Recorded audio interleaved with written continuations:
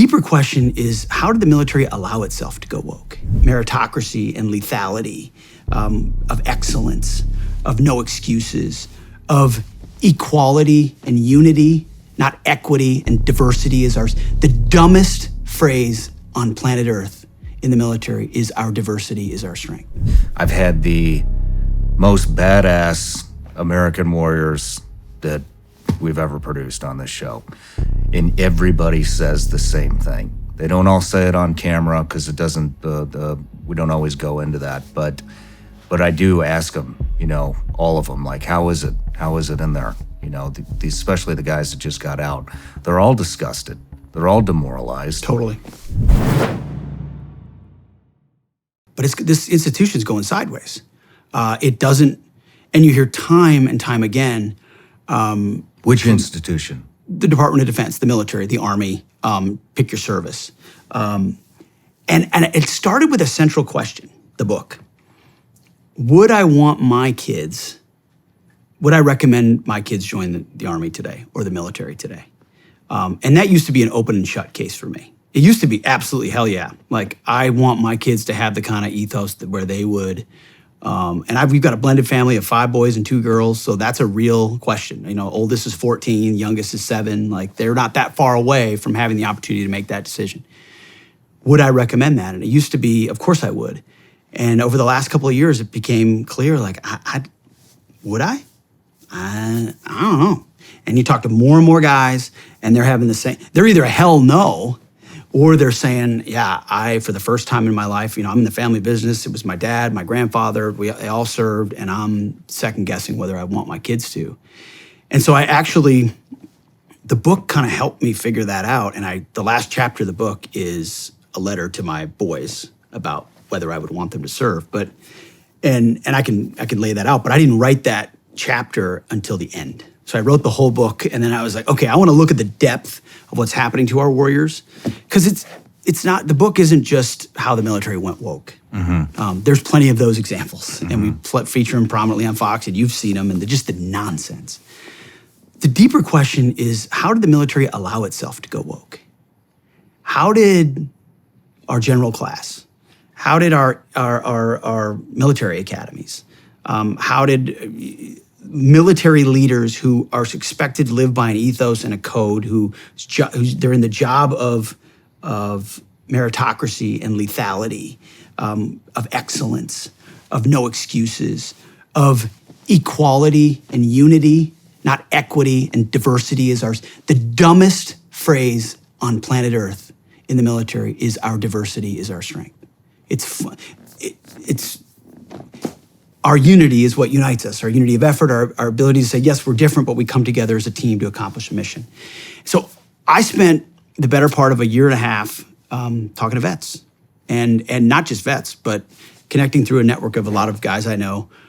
I host my show on Friday, Saturday, and Sunday in New York. So I've got Saturday afternoon wide open. And I spent, for months, my Saturdays just on the phone, off the record, anonymously with guys in service. So senior enlisted, junior enlisted, junior officers, senior officers, all branches, MOSs, eras, but mostly guys in right now, generals, privates.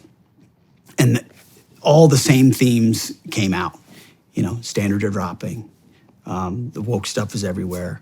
I feel like I'm walking on eggshells. I heard that all the time, mm-hmm. Eggshells. I'm a commander, I walk on eggshells. I train commanders. They're walking on eggshells. They're afraid of one misstep on one identification or one gender thing or one racial thing or one trans thing. And the priorities are upside down on what the units are focusing on. And every single one of those distractions means we're less good at our job, which is supposed to be close with and destroy the enemy on behalf of our nation and bring our boys home. That's all I care about. That's what I want our military focused on. And so, yeah, I tell a few of my own stories in the book, but the book's not about me at all. How do you think that this is happening? Well, it's a long story. I think it's because they're ideologues who want to bring a meritocracy to heel. That's where I think it starts. I think you have politicians who don't want to tolerate an institution. First, they want to use it to tinker. And then they also don't want to tolerate an institution that's antithetical to their social experiments. Because the military, you know, I mean, the book lays this out. Of course, like the integration of the military racially was a huge success. It was a huge success because black men and Hispanic men and others can perform just as well as white guys in any capacity that they're given. So the reality of life reinforced that the bigotry we saw on the outside should not be tolerated inside the military, and the military did a great job doing that.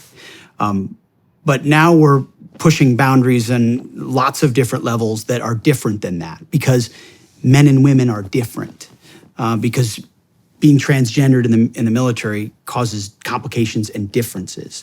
And the book kind of lays out the common arguments that those on the left or others make, which are baked in social justice.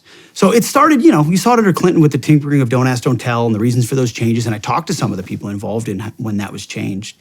But it really started to accelerate under Obama.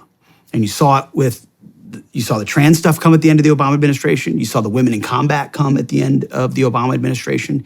It's because they looked around at the bureaucracies that they controlled in Washington, and the one that was that they didn't control. Obama spent a disproportionate amount of time focusing on the Pentagon. They were skeptical of leadership and eventually brought in political appointees and generals who would do their bidding the way they wanted, which, as you know, in a top-down organization, changes the ethos of the whole thing.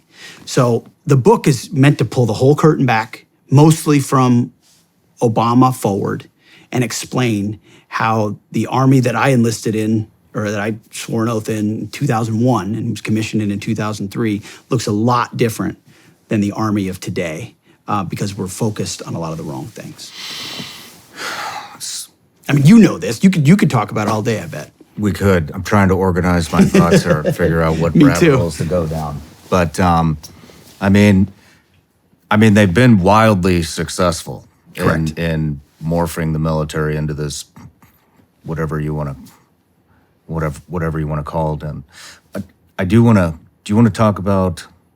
I don't want to forget about having your kids join the military. Sure. Yep. Maybe we end with that. Sure. Because I have a lot of thoughts on that too. But I mean, I don't know, man. I mean, I think about this all the time. I mean, you know, you watch the show. I've had active duty guys on. I've had the most badass American warriors that we've ever produced on this show, and everybody says the same thing. They don't all say it on camera because it doesn't.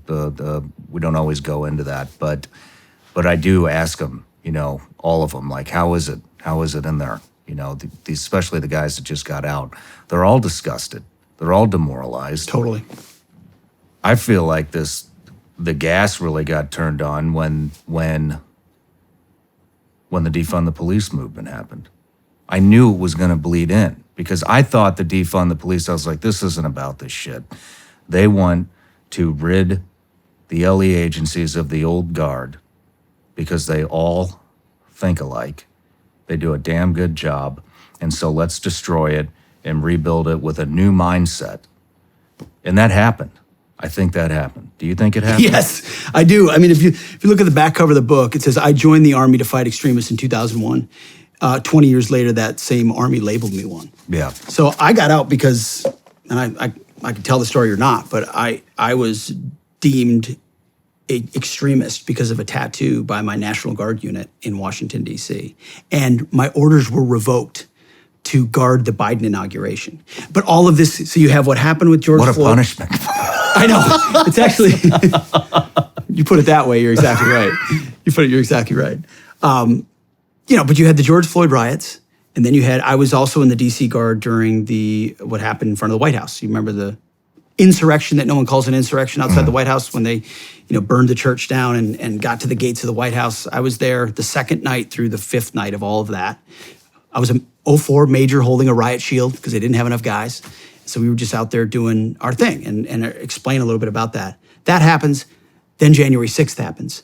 And both of those moments become pretenses for the DOD with political appointees who've long since been burrowed in and generals who are all in for the politically correct agenda. They maybe kept their head down during Trump because he didn't want to hear about it. Guys like Milley, guys like Austin, they were right there waiting in the wings, ready to go. And once the combination of Floyd and January 6th happened, they went all in on DEI and CRT and transformation focusing on patriot extremism. Talk all about that in the book. Gadsden flags are signs of radicalism. Get the bumper sticker off your car. A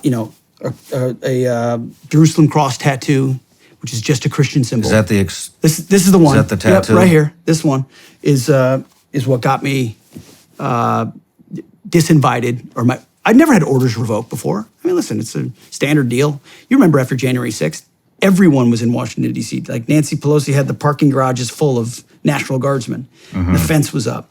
I was going, and my commander called me a day before tepidly and was like, Major, you can just stand down. We don't need you. We're good. I'm like, what do you mean? Everybody's there. He's like, no. He couldn't tell me. And then, of course, when I was writing the book, I reached out to somebody in the unit who could confirm with 99.9% certainty, because he was in the meetings and on the emails. Nope, someone inside the DC Guard trolled your social media, found a tattoo, used it as an excuse to call you a white nationalist, an extremist, and you were specifically by name orders revoked to guard the inauguration because you were considered a potential threat. How is that?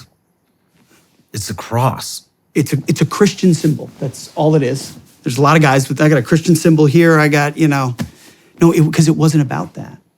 It was about, I don't know, I'm too conservative? Is it because I'm a Trump supporter?